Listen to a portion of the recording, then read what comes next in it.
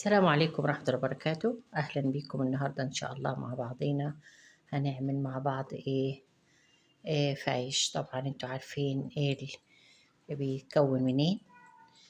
تعملي معاكي 2 كيلو من اللبن مع 4 كيلو من الدقيق. وطبعا انتوا عارفين الخميرة بتتعمل ازاي. قبلها بتجيبي كوباية من السمسم وتحطي فيها كوباية من اللبن وتغليها جامد جامد اللبن، وبعدين بتكبيه على السمسم في بطرمان إزاز وتحكميه قوي قوي بالغطا، وتبيتيه لتاني يوم في نفس الميعاد وتفتحي عليه هتلاقيه خمر.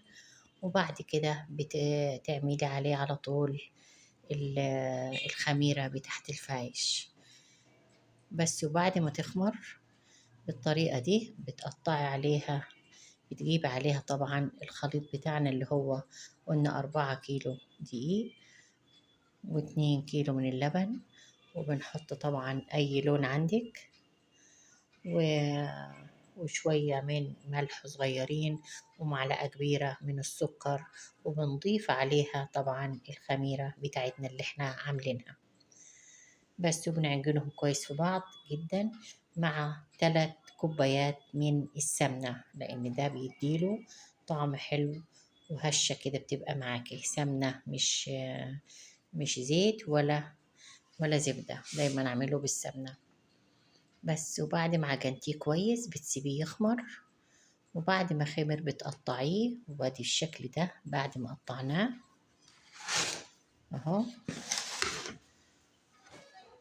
وبوريكوا صينية بعد ما طلعت من الفرن.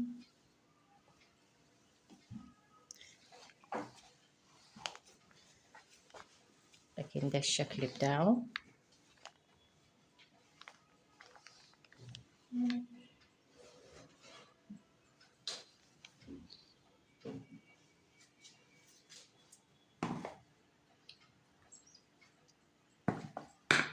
تمام.